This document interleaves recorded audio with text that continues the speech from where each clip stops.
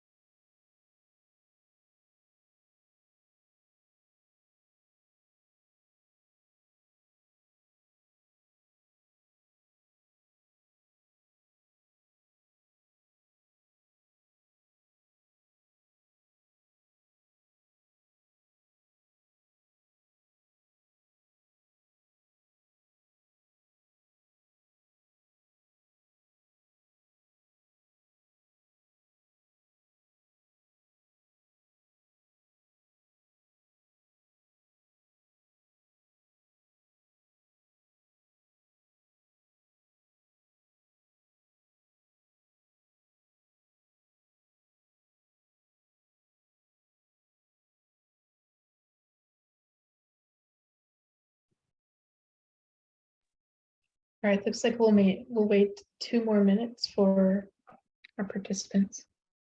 Brittany, is it okay if I share my screen now? Just the cover. Yeah, of course. Yeah, no problem.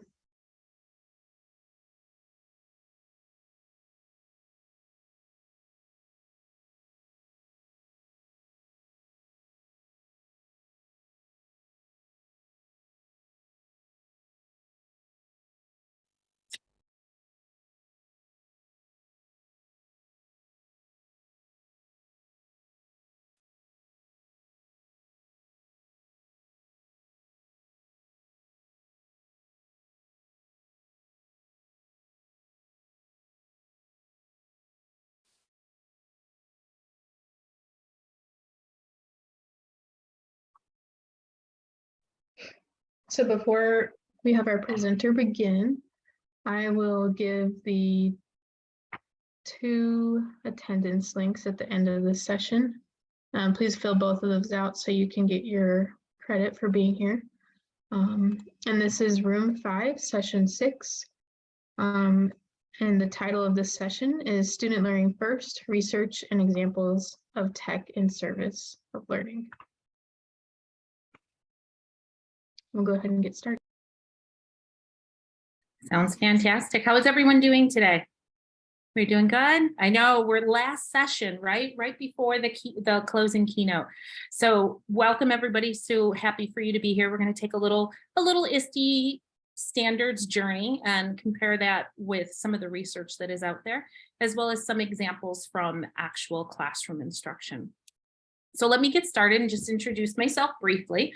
My name is Carmelita Seitz, and I am the director of ISTE certification at ISTE. And in a few moments, we'll go through, we'll identify a little bit about who ISTE is, for those of you who are not familiar, but a little bit more background. I've been in education for 24 years. And I know when you first look at me, you're like, you can't be over 30. So how could you have done that for 24 years? But I have. I've been a classroom teacher, a coach, administrator, director, and many different facets of the education field, and really have learned quite a bit over the years, especially the last 2 years. I think we all have.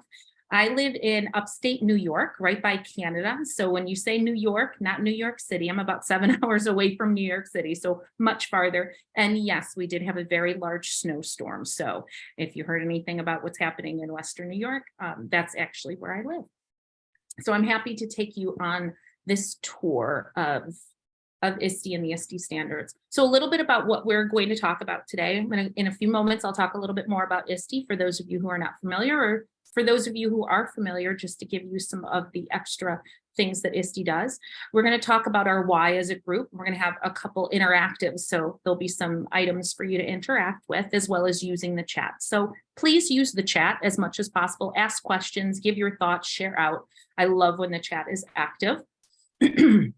We're going to explore the ISTE standards for students specifically. So ISTE has 4 sets of standards, which we'll go over, but we're going to explore the ISTE standards for students because that's really our grounding foundation as educators. We're looking at how we can empower student learning. And then what does this look like in the classroom? And then I have a challenge for each of you. Oh, and I love a kitty, by the way. I have a challenge. I have a challenge for each of you to kind of take on personally, professionally towards the end. So who is ISTE? What is ISTE? ISTE is the International Society for Technology and Education. We were founded in 1979. Our founders were a group of educators who realized the power behind technology and technology in instructional practices with students. So think all the way back to 1979 with technology and what was available. And our standards, which we're going to talk about, and you're going to also hear me say the word framework, because of course the word standards can have a little bit of negativity around it. So we're going to talk about our frameworks. But our first framework was released in 1998. Our student standards were released in 1998. At that time, they were called the NETS standards, and then they've been rebranded. But since then, we have released teacher standards, educator standards, administrator, as well as coaching standards.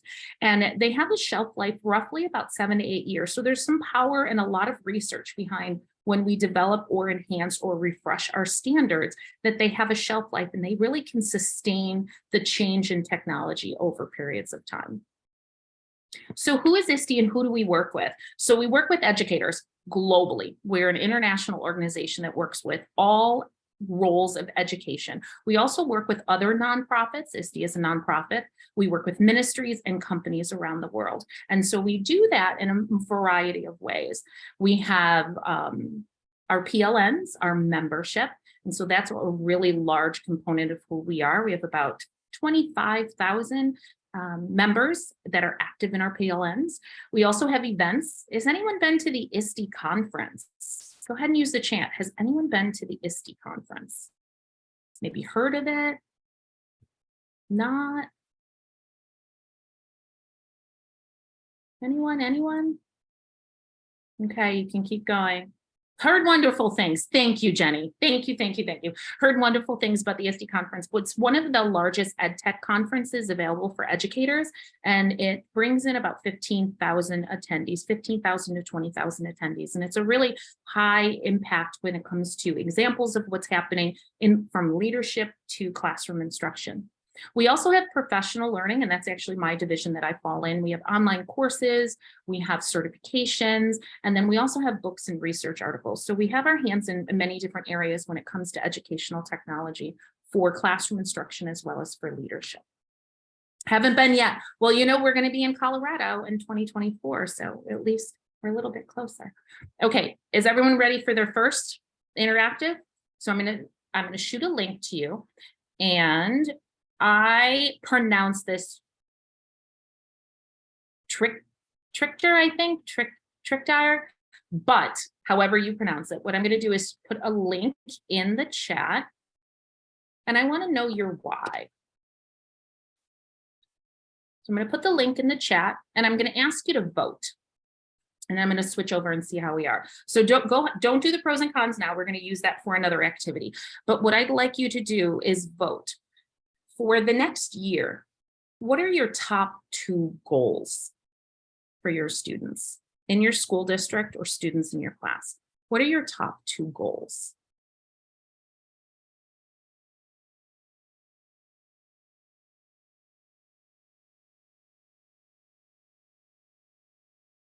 And I put the link in the chat.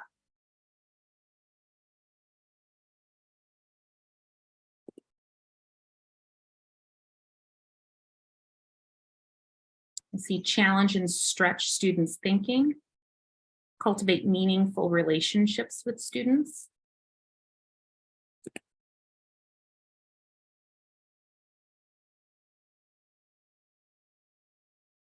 I have somebody who says engage and motivate student learning. What are your top 2 goals?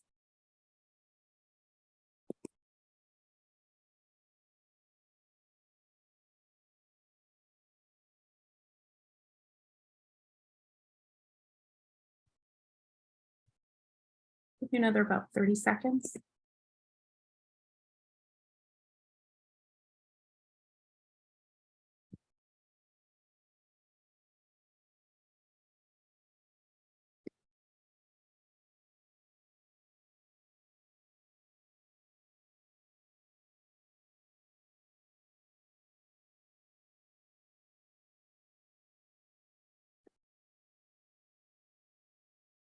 Okay, from what I see, cultivate meaningful relationships with students as well as engage and motivate student learning. Would anybody like to explain meaningful relationships with your students? Why is that important? Why is that a goal for you? Why is it important for us to cultivate meaningful relationships with students? I can speak on that. Please. I would like to, I teach in special education. I'm about a virtual high school. And I'm teaching 10th grade English resource. And I want to build a rapport with my students because I don't want them to feel like that they're alone. I don't want them to feel like that whatever put them in the banner of special education will limit their future. I want them to know that they're much more than the label that has been affixed to them. So that's why I want to build a rapport with them, to let them know that you can achieve despite whatever label is saddled on you. Josephine, I like that a lot. So building their self-confidence, knowing that you're there for them to empower the learning experience they have. Right. By personal experience, I want them to know. Exactly. Thank you for sharing. So Chrissy, if you don't connect with the kids, they are not likely to care about what you have to say. Very nice. Agree. Victor, meaningful relationships are important because students are more willing to take risks and have buy-in for content when there is a strong student-teacher relationship. Nice. Those I'm going to keep because when we talk about some research, this is also important, not for students, but for teachers and the culture that we have in our districts. So I'm going to go back, and our second one was to engage and motivate student learning. Does anyone want to speak upon that? Why did they choose that as one of their goals? Why is that important to motivate and engage student learning?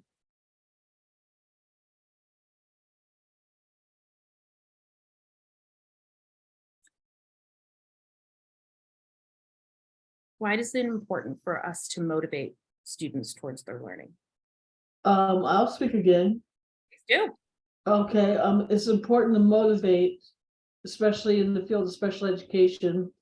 It's because a lot of time, most students who are in that bracket are broken, have been broken in some way. And so if you can help motivate them and let them see that just because they were given the label of, let's say, having a learning difference or being on the spectrum or something like that, to motivate them that this is just one part of your identity. You can do so much more than this identity. This is just one of the series of things of who you are as a person. So to me, that's why it's important to motivate them. And I try to with my students, when I work with them, I try to get to know them really well. And after about a month or so, I tell them about my own situations where, growing up. So they know that it takes one to know one mentality. It does, definitely. And Molly says kids don't care about how much you know until they know how much you care. This is what Molly said in their first year of teaching and is held true to today. Victor. Yes, definitely. Victor says students need to be motivated towards their learning because they are the ones doing the work. Now, thank you so much for saying that, because that's going to get into what we're going to be talking about with the student standards. So they're the ones doing the work. So Victor was also saying, I think the goal is that they continue to be curious and learn after they leave our classrooms. So if they become confident learners on their own, and you're bringing in the next piece that I'm going to be talking about, so the checks in the mail, they will have the self skills to become successful at whatever they choose to do. Maria, make learning interesting so that students will be motivated to learn. It's also important to know their interest and their learning level for each student.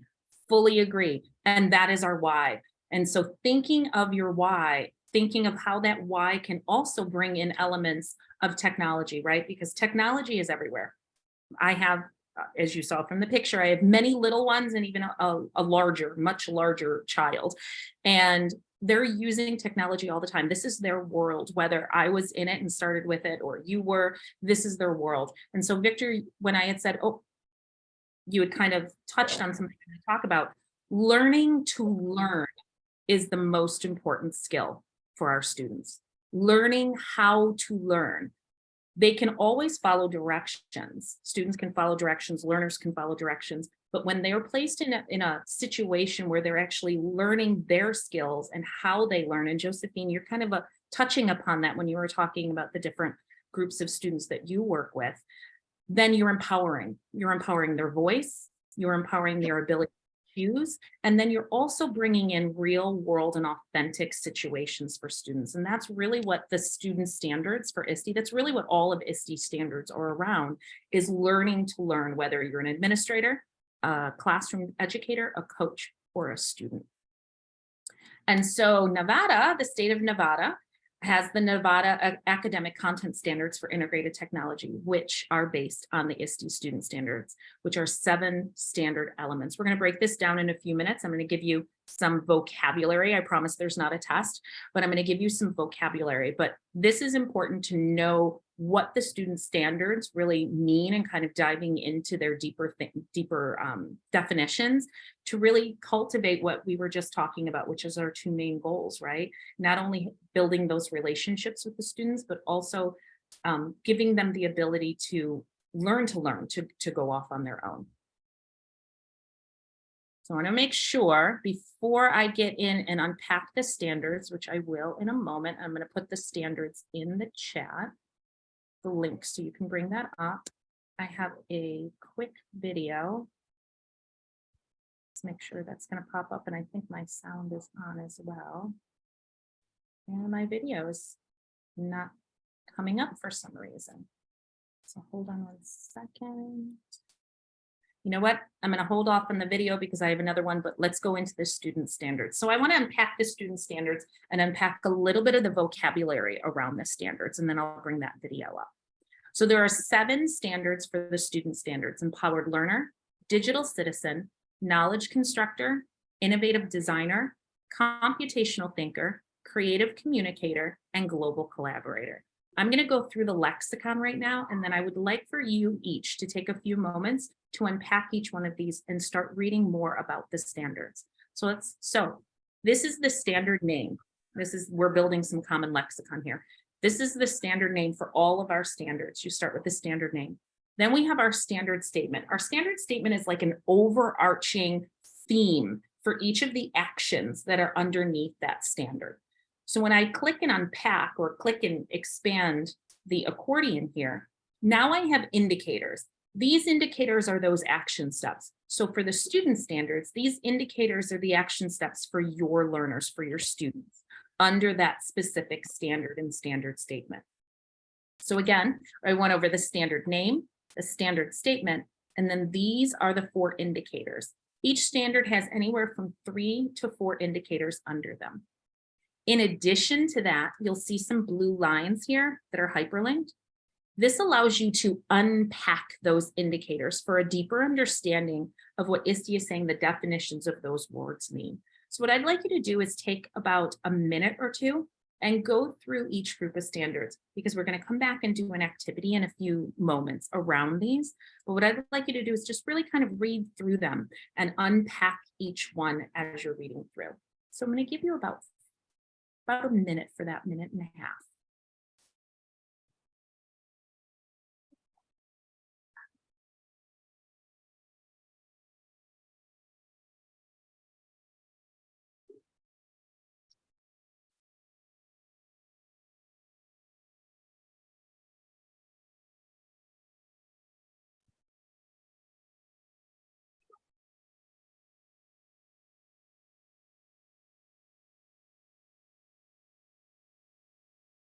Where's the link to this?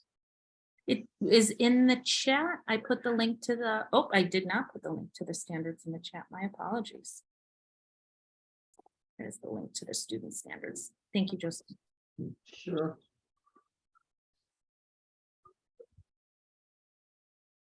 There we go.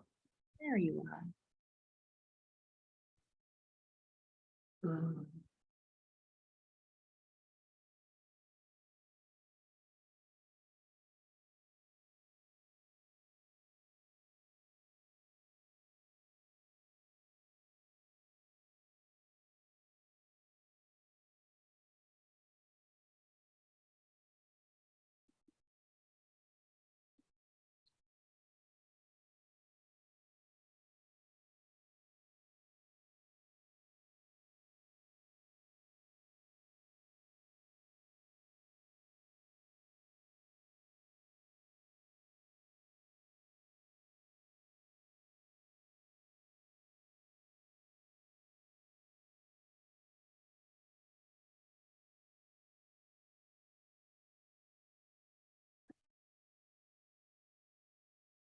Give another 15, 20 seconds.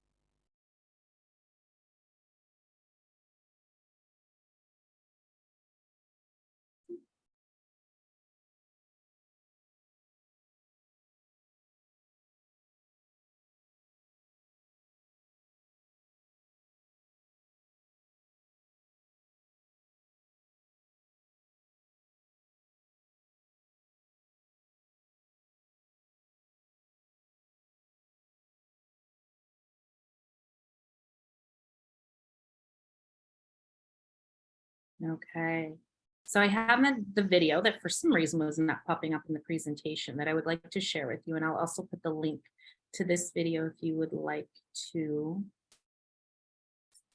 watch it on your own or keep it for reference. I'll put that in the chat as well. This video does a nice overview of each of the standards, as well as the standard statement.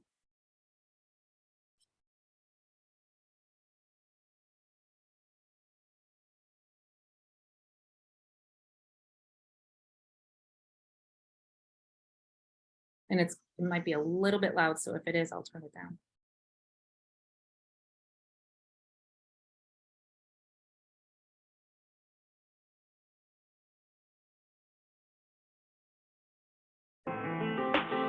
Shout out to all my 21st century learners out there. You know how we do it. Let's go. Yo, number one, I'm an empowered learner. I set goals and pursue them with fervor. My learning is up to me, it's not passive. My brain learns best when I am digitally proactive. Number two, I'm a digital citizen. I stay safe on all the sites that I'm visiting. I use technology to make a difference. With power comes responsibility. You digging it? I'm a knowledge constructor. Number three, I carefully select and evaluate what I read. Curate media also brilliantly, and I think critically about source validity. Four, I'm an innovative designer. That means I solve problems, major and minor. Start with empathy, ideate, then prototype. Test and iterate, that method is so nice. I'm a computational thinker. Five, improving any process that I can find. Writing algorithms and testing in beta. Analyzing to find the trends in the data. I'm a creative communicator, that's six. Like I put this in a rap song to make it stick. I could use different media or tools like infographics to get my point through. Seven, I'm a global collaborator. I might connect with students way over the equator. Digital tech makes the dream come true. Had a virtual field trip with a kid in Peru. That's 7 ways that I can be a lifelong learner in this 21st century. What kind of student do I want to be? It's my path, that's up to me. That's 7 ways that I can be a lifelong learner in this 21st century. What kind of student do I want to be? It's my path, that's up to me.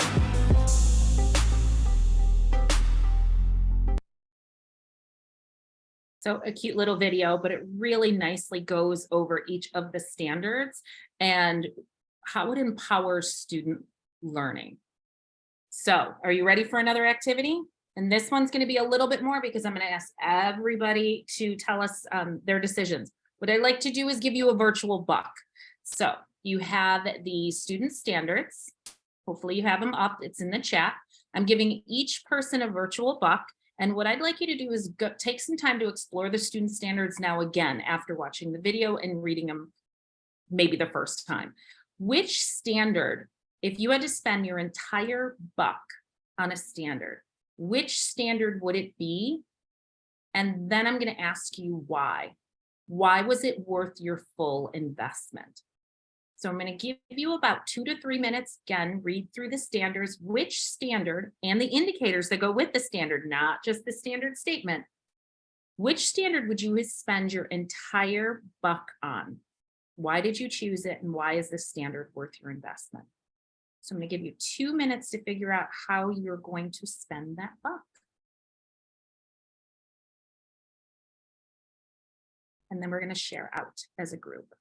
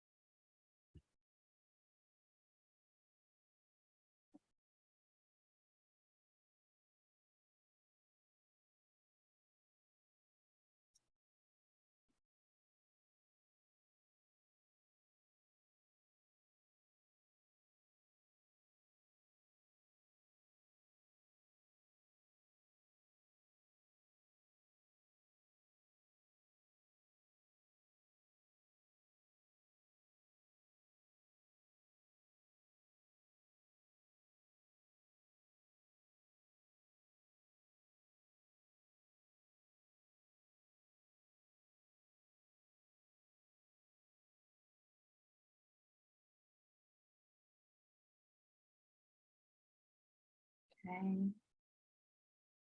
Few more seconds.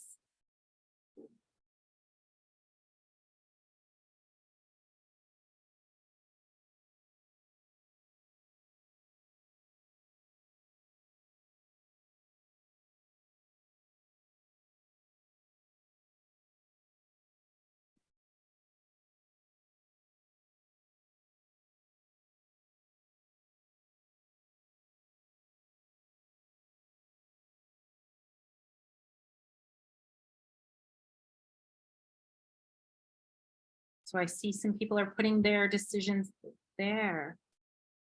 No problem. Okay. So Latoya, I would love to hear from you if you don't mind coming off. Why did you choose to spend your entire buck under Digital Citizen? Would you like to share? Yes, I will. Trying to go back to the actual thing because I know it has some indicators. Okay. So social media is everywhere. Everything, even outside of the class, is being made as far as digital. And so I think they need to be responsible of how to be safe, legal, and ethical, because a lot of kids are, getting kidnapped or coerced to go to this place and that place. And it's all through digital, even bullying and all that stuff. So I think that's really important. And those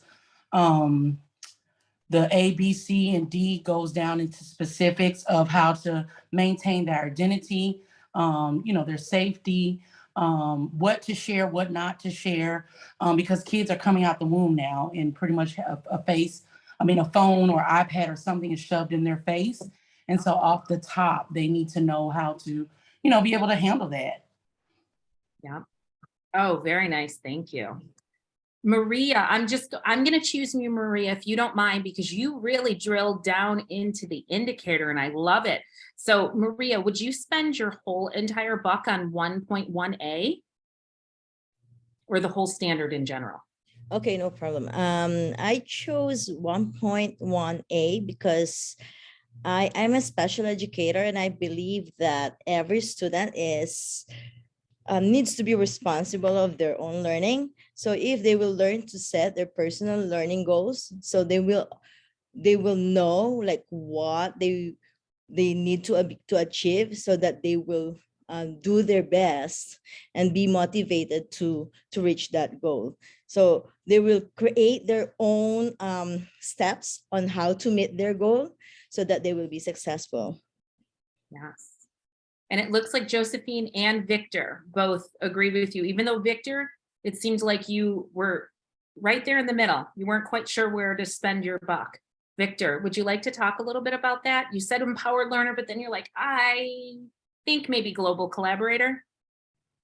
Yeah, so I would definitely choose empowered learner, but what I liked about global collaborator was the fact that there was so much communication. Like I work at a Title I school, and so like sentence stems and speaking and listening is like super duper important, and being able to like work across differences especially. So I like that about global collaborator, but I would choose empowered learner and specifically 1.1 because it kind of goes back to my previous point about the like metacognition and learning how to learn.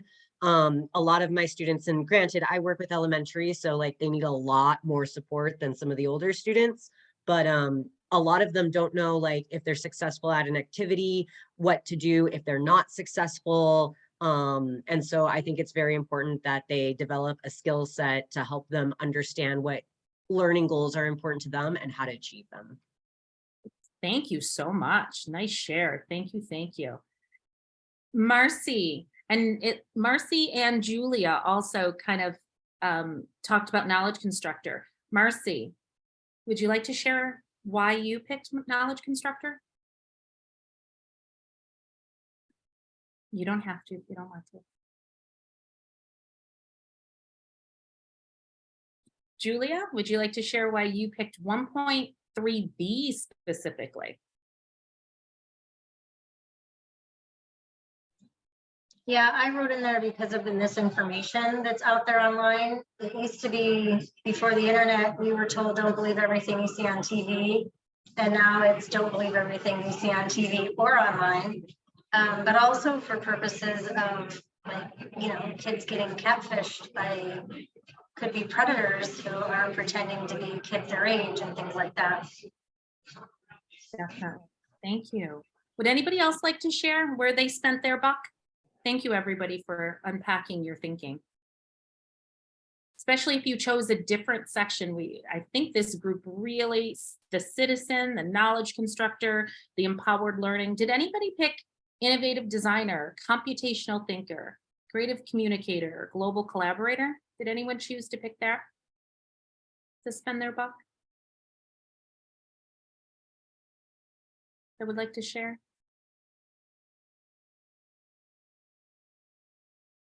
I have some good teacher wait time, so I can wait a few seconds.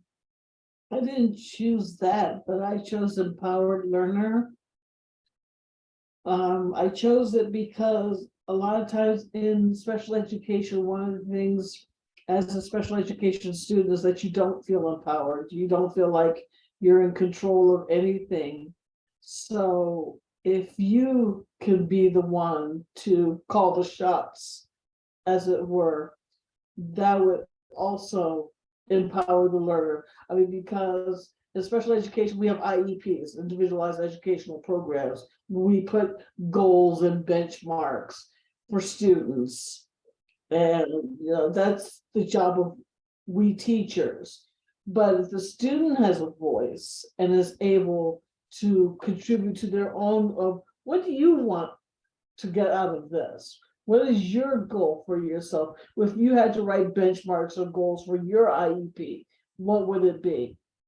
Yep. That kind of thing. And it also would give the student a sense of mastery and control, that it's not happening to them. They're in partnership with it.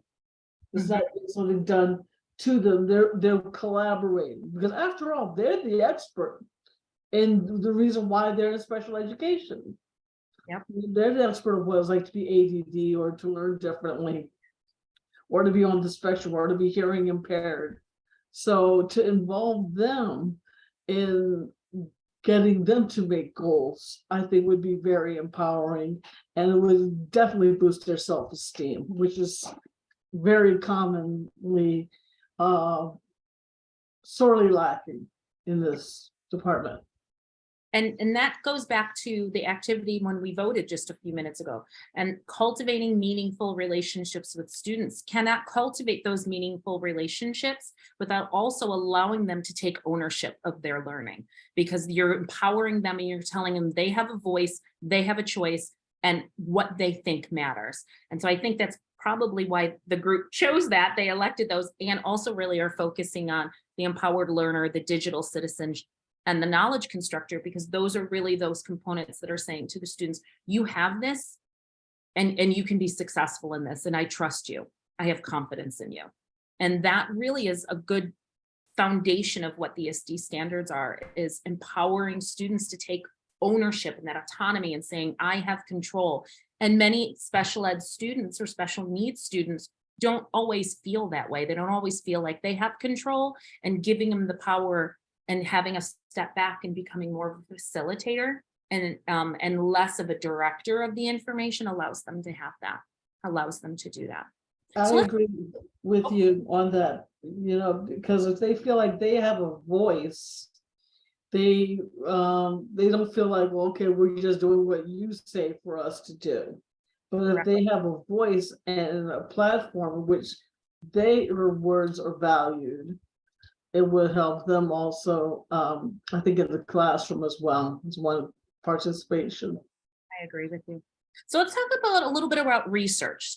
So Ertmer's research, this was 1999, but I will say it's still very relevant research, even though we've been through school closures and more educators than ever have used technology than they did before. There was a survey that came out, and for those teachers that had previously embedded technology into their instructional practices, they said that they were 80% more confident using tools. And for teachers who did not, or very little of embedding technology into their instructional practices, 80% of those teachers said now they feel more comfortable. Think about where we are right now. But I shouldn't say but is the wrong word. I'm going to go and refer to Ertmer's research, and this research really identifies first and second order barriers. And we're going to dive a little bit more into first and second order barriers, and then I'm going to ask you, maybe not personally, if you'd like to share out personally, or just where you see the education field in general, which one is where you think we are more so, or maybe the culture in your school. So from the research, teachers had come back and said that, they lack confidence. Some teachers lack confidence in using technology. That's why they don't do it. It's one more thing, right? And that's why I say these aren't necessarily standards, they're frameworks, because we never want this to be one more thing. This is just good teaching and learning. No room in the curriculum. Have you ever heard that from a colleague, or maybe even in your mind yourself? I thought that myself when I was in the classroom. I don't know if I have any room for this. I have to cover these components. How do I then bring technology into it? Even confidence, internal confidence. So let's break these barriers down. So first order barriers are typically external and has more to do with the actual technology and using new software. These are also barriers that are easier to get over and easier to deal with in a school district, right? Making sure that there's better PD, making sure that there's coaches there to help teachers when they're integrating new technology, digital tools, and resources. And then we have second order barriers, and these are more internal. This is a cultural piece. This is a mind shift, a mindset change. This is when an educator doesn't believe that technology actually enhances student learning. These barriers are more difficult to get over because you have to change the culture. And one of the biggest things about changing culture that I talk a lot about is it's not just top down, it's inside out. To truly change culture where all educators, coaches, administrators, IT staff, parents, community, to change the culture. It's not just top down and buying and saying this is what we're doing, but there has to be an inside out that everyone feels that that not only is their instruction better, but we're actually serving our students. So I'd like you to take a moment, read through this a little bit more. Yep, not supported. Where do you feel maybe the culture of your school or state, general area? Are we more in first order barriers or second order barriers? Where do you see that? First, okay, Julia says first, really just dealing with the technology. Victor, talk a little bit more about that, please. I'd love to hear your voice. So I'm a tech teacher this year. It's my 5th year teaching, and for the past 4 years, I've taught 1st, 3rd, and 4th grade. And so this is a new role where I'm a specialist teaching computers and computer science to all K through 5. And so when I'm at the end of a lesson, I invite the homeroom teacher to actually come and observe what the kids are doing as we're wrapping up. And one thing that I've noticed is it's, I think, kind of changed their mindset a little bit, because they see that like what I'm doing is actually accomplishable. And when they see the students on task, like I said earlier, I'm at a Title I school. We have over 800 students. We have behaviors up the wazoo. It's not as bad as last year, but it's still pretty bad. But so it's kind of created an atmosphere where it's like technology is accessible, and if the kids can do it, then they want to leverage that engagement. And so I actually had a 3rd grade team approach me all like, hey, I'm teaching Scratch to all 3 through 5th right now. And they're like, can they like make a story in Scratch? And I was like, yeah, they can absolutely do that. And that's actually something that we're going to learn how to do. So I think when they kind of see the connections kind of pre-built in, and if you can like work with your tech specialist, whoever that is at your school, like that may be one way to bridge at least the second order barriers, because the first order barriers, I think, are a little bit more easier to manage. Like you can go to PDs and it's like, okay, like I know how to use this tool now. But the second order barriers, I think, are more difficult, because that's when you really have to find the time. You have to plan it into like the unit, see if it aligns with your curriculum. And so I think second order is harder, but I think we're still going through both. Teachers themselves are learning the tools. Definitely. And you're going to ebb and flow, right? You're going to ebb and flow between the two, depending on how technology changes, different initiatives in the school district, different funding, different digital tools. And of course, Victor, like you did before, you're going to set me into the next section. So from what you said.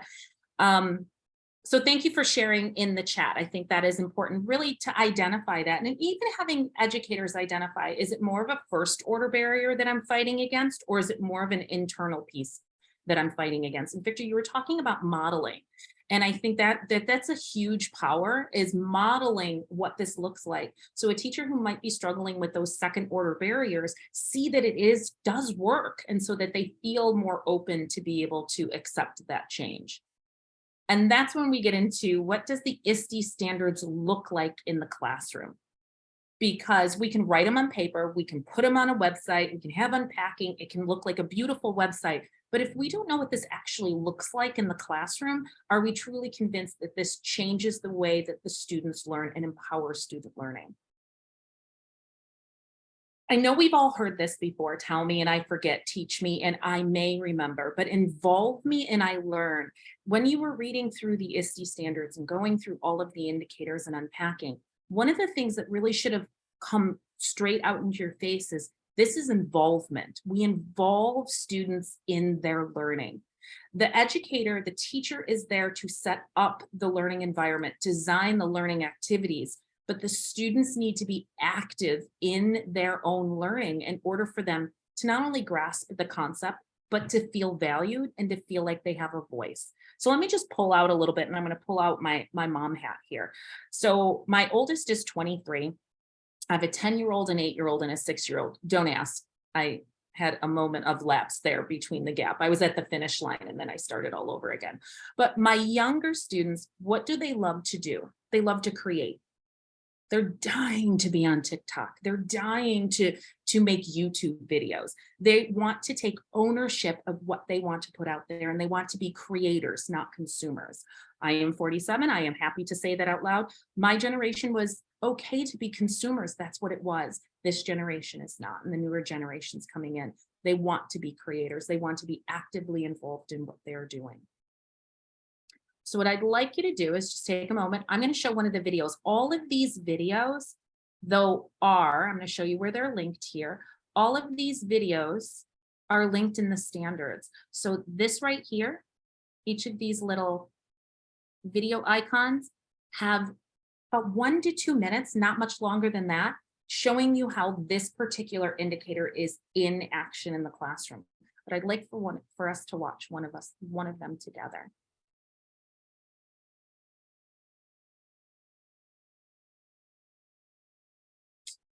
And it wants to be a pain.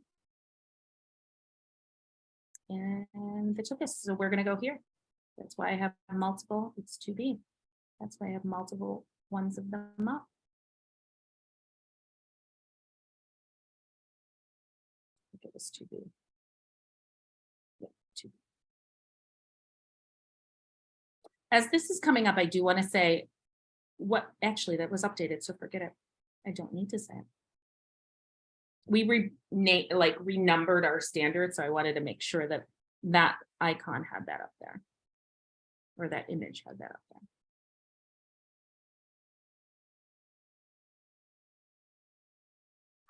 there. Students engage in positive, safe. Okay, you know what? This is what I'm gonna have. Always have a plan B, and this is kind of that first order barrier, right? That gets teachers nervous. So what I'd like you to do is go to 2B on the ISTE Standards live website. You can go ahead and put yourself on mute. I'd like you to take the 1 and 18 seconds and watch that video for 2B. So it's 2.2.B. I'm going to give you 2 minutes to go ahead and watch that, and then come back and we'll talk about that, because my computer is going too slow.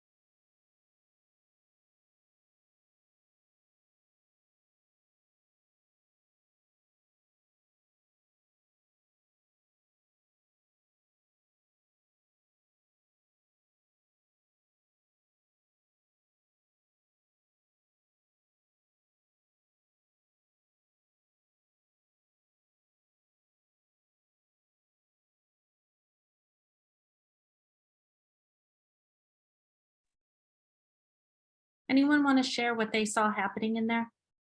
What are some things you saw happening in that video?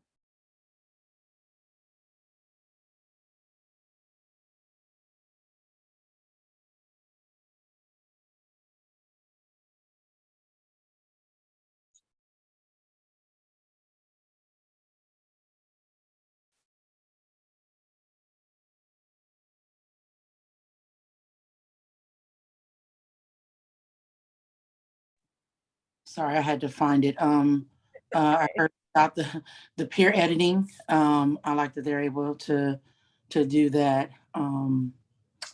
Edit the stuff and then resubmit it or whatever. That's as far as I got, because I don't know how I got clicked off the site or whatever, but now I'm back on there. So yeah. Peer editing, so working together. Right. And this was a history project. So remember, this was a history project. And so it really, citizen is a big portion of teaching history, but also talking about how they can interact with each other in positive ways. and building community. So not only giving each other feedback on their work, but they have guidelines, right? The project had the guidelines, give students an equation essentially on how to speak positively instead of just hitting the like button. That's a skill to show whether you're a student or an adult. I'm going to be brutally honest there, but that's a skill. And think about this in a history classroom. So digital citizen does fit in those components when they're working. I'm not sure, Marcy, I think Brittany might do that. I was going to say that helps with online behavior, because if it's always them at their computer and not sharing, Yes. yeah, that keeps them kind of focused and not doing things they're not supposed to. So 100%. And it also keeps them aware that there's an actual person on the other side of the screen. And that's, we forget as students and adults that there is a human being. So that empathy for them to be positive around what somebody else is saying, even if somebody else has a different view than you. That's an important, how do we speak with empathy, even if somebody has a different view? So with using technology in the service of learning, as I talked about a few moments ago, we're moving students using the ISTE standards. You're moving students from being consumers to creators. Now they're also doing competency-based pieces. So they're being very active in what they're doing. They not only work as an individual, but we're encouraging teamwork. Teamwork is important because it cultivates relationships. It teaches them how to learn in group settings, how to contribute and how to be an active learner in group settings. Having those open-ended problems for them to solve, and the computational thinker and design thinker, those components allow them to kind of take ownership of a real problem, having open-ended questions. How are they able to bring in all the information that is online and weed through it for author credibility and validity and voice and personal biases, and being able to decipher through all that information that they have. And so then they become agents of their own learning. I know a lot of us were talking about that, especially with special needs students with special needs, is they're always feeling many times, and I also have a child with special needs, and my nephew is severely autistic. A lot of times they feel that they are always told what to do instead of have the ability to do what's in their mind, the thing that allows them to have more interest. And that's what our standards are wrapped around. So I'm going to bring in a little bit more research from Durf and Carter, and this is a little bit more recent, 2019, but this was research that was talking about teams and really when everybody works together. So at first we were talking about barriers, first order barrier, second order barrier, where we are. Now we're saying the best way for technology integration to come into the classroom, to come into a district, is when there's a team approach. When your administrators, your coaches, your teachers are working together as a team to cultivate that relationship. Remember, I was talking about not only top down, but inside out. And also when you give the ability for appropriate professional development based on skill set, based on level of students, when you're building collegial support and they're sharing. In your districts, do teachers share classroom instruction where they go into each other's, Victor, I see you're in my Brady Bunch, Victor, so I saw your head, where we're sharing what we're doing and going in. And I don't mean just the coaches going in. I'm talking teacher to teacher, peer to peer. Are we seeing that? And could we do more of that? Does anyone want to share on that part? The sharing of resources and the sharing of practices around educational technology. I'll share real quick.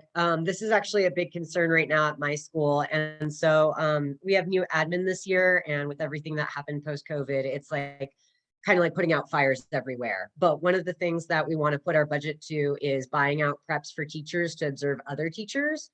So like, for example, none of the specials are in the same building. So the kids have to walk all around the campus depending on what day it is for their special. And so like when teachers are coming up to me, I'm on the floor that all the first grade teachers are. So there are like amazing like callbacks in there. The first grade teachers sometimes pop into my room to kind of see what's going on, and vice versa. Even the specialists want to go into the homeroom teachers. The homerooms want to see like what the specials are doing for engagement. And it's like there's no vertical alignment or like communication across. And so like the focus has been on PLCs, and we're kind of moving into that area, but it's not happening yet. But you know what? The fact that it's starting, that's an important piece, right? Starting to build that. So on our website that I gave you are the student standards up at the top.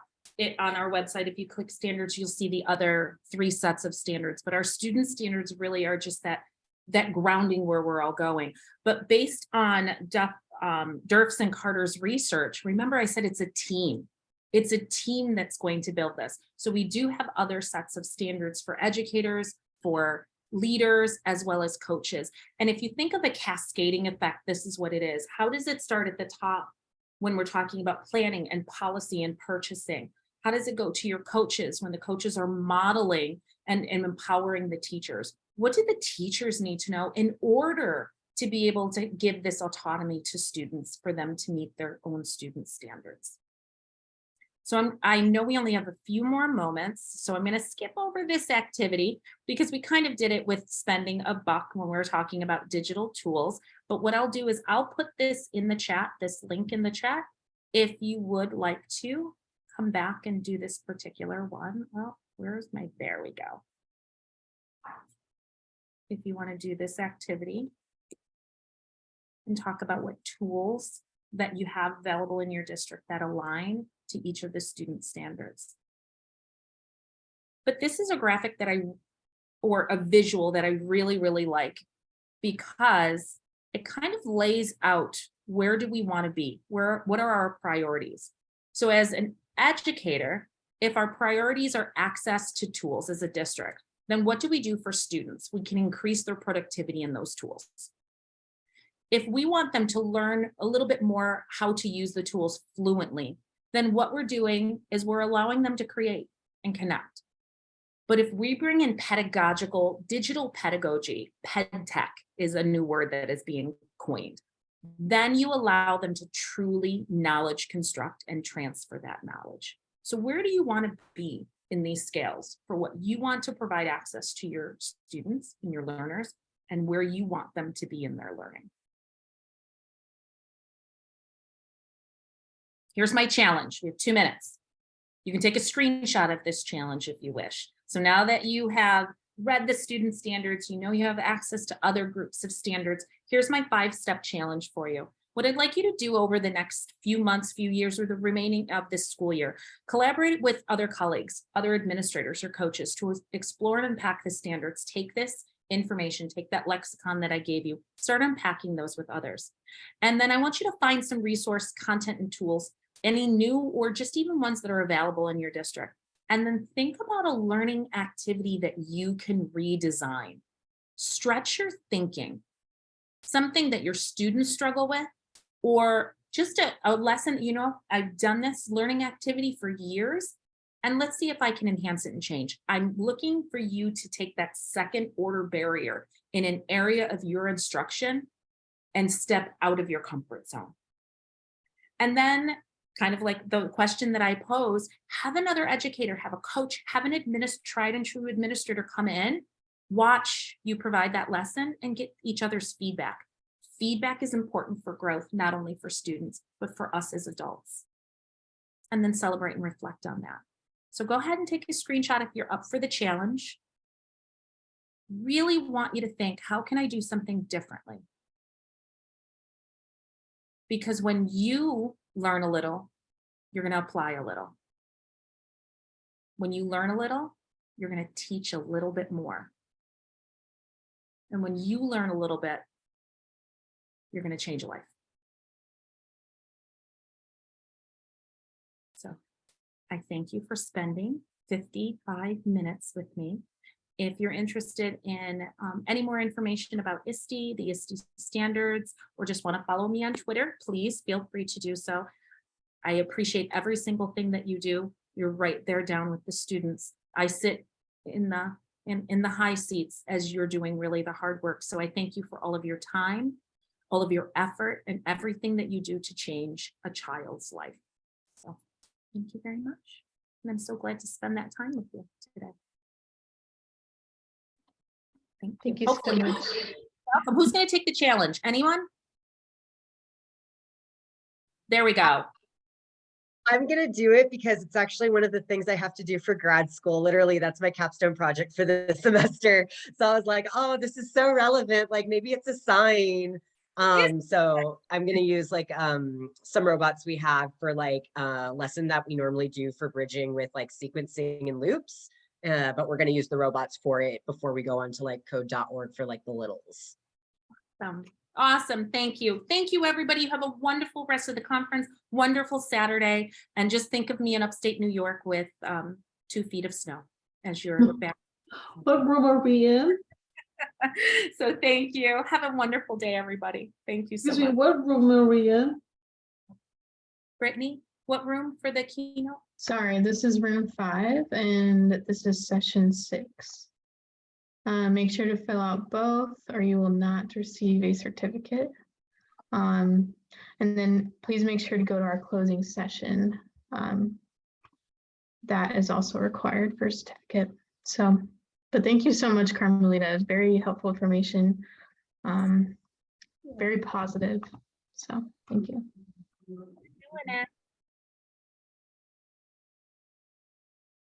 Oh, it looks like So the links are different. They look very similar, but one of them is orange and the one is like has a banner at the top.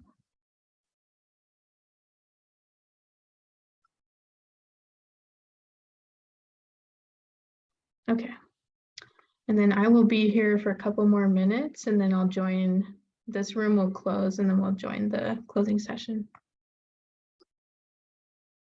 Thank you so much, Brittany, for all of your help. You were fantastic. How about the session title? The session title is, I would just put student learning first.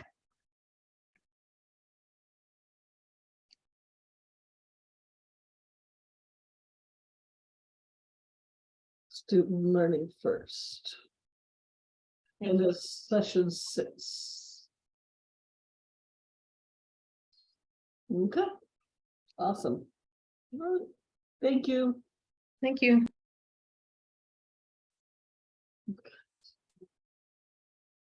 Thank you, Brittany. Enjoy your Saturday. I'm going to go and do dinner. It is a quarter to in New York. It's a 6:45. So. Oh my goodness. Well, thank you so much for being here late for us. Appreciate it. Oh gosh, no worries. Yeah. It was my pleasure. It was my pleasure. So everybody Thank have a you. wonderful weekend.